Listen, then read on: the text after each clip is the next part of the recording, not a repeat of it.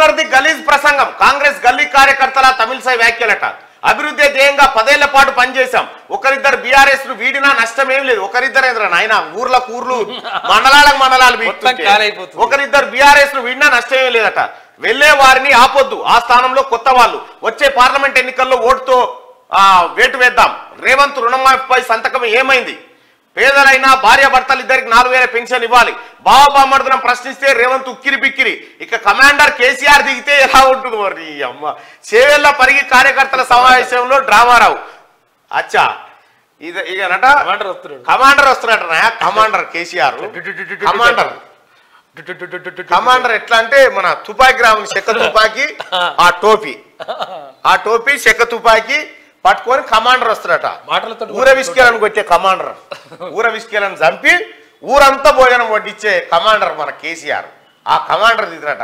అయిపోయింది. మొన్నటి దాకరే పులి బయటకు వస్తే పులికి బోన్ తయారుందనగానే ఇప్పుడు కమాండర్ ఉంటాడు. కమాండర్ వస్తారట. కేసీఆర్ కమాండరా. మాటల తూటాలు కొడతాయి.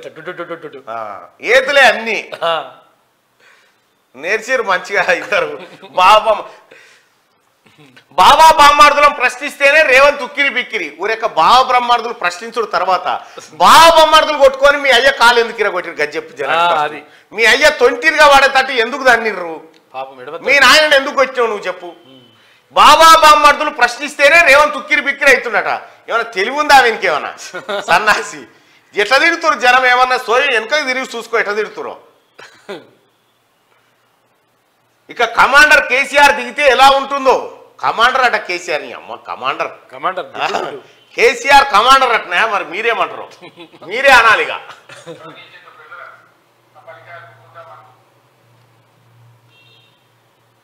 ఇక కమాండర్ అటనా కేసీఆర్.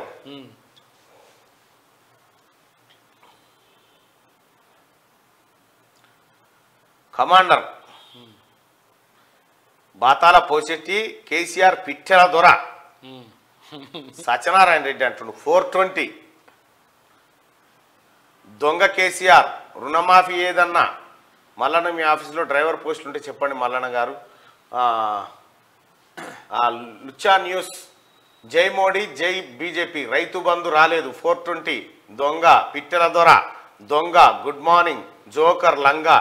ఈ గిట్ మేమేమో కమాండర్ అనబడితివి, వాళ్ళేమో చోరు, జనమేమో చోరు దొంగ అనబట్టే.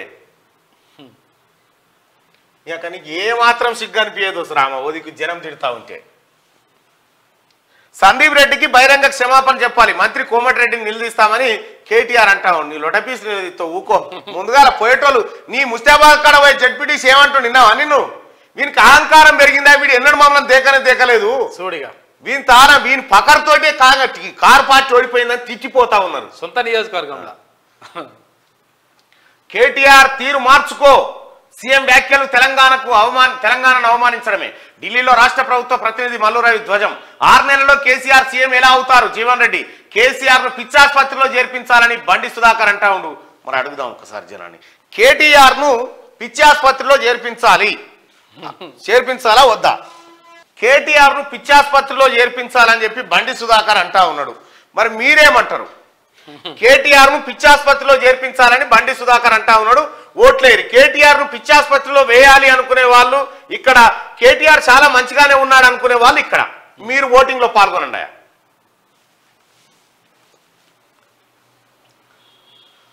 హామీల అమలేది, వీపులు పగులుతాయి. యాదాద్రి జడ్పీ చైర్మన్ మంత్రి కోమటిరెడ్డి మధ్య వాగ్వాదం. బీబీ నగర్ సభలో ఉద్రిక్తత. రైతు బంధు పెంపు, రుణమాఫీ ఎందుకు చేయలేదన్న సందీప్ రెడ్డి. విరుచుకుపడ్డ మంత్రి. తండ్రి పేరుతోనే పదవి లేకుంటే వార్డు మెంబర్ గాను గెలవలేవన్న కోమటిరెడ్డి. సర్కారుపై తప్పుగా మాట్లాడితే బీఆర్ఎస్ నేతల వీపులు పగులుతాయని వ్యాఖ్య. రేవంత్ స్వశక్తితో సీఎం అయ్యాడు, ఆయన చిటికన వేలు కూడా కేటీఆర్ సరిపోరు. రైతు బంధుపై తన వ్యాఖ్యలను వక్రీకరించారని కోమటిరెడ్డి వివరణ. వేదికపైనున్న జడ్పీ చైర్పర్సన్ పైకి దూసుకొచ్చిన మంత్రి అనుచరులు, అడ్డుకున్న పోలీసులు అంటూ ఒక వార్తను చూస్తా ఉన్నాం. మంత్రి కోమటిరెడ్డితో వాగ్వాదానికి దిగిన సందీప్ రెడ్డిని వారిస్తున్న పోలీసులు.